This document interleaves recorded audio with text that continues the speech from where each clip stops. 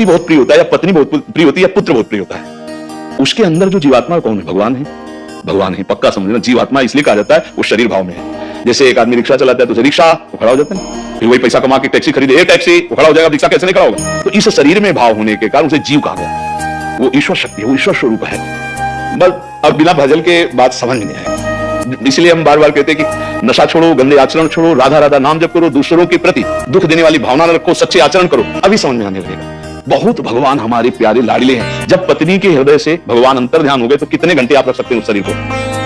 आप विचार करके देखना। वही शरीर तुम्हें प्राणों से अधिक प्रिय तुम्हारे सामने है और तुम्हें बस उदासीनता आ जाएगी, जाओ जला दो जाके या गाड़ दो। क्यों? बोले वो तो चली गई ना। नहीं, तुम उसको जानते थे? नहीं जानते थे। शरीर को तुम्हारे पास है, वो कौन था? बोले वो तो चली गई।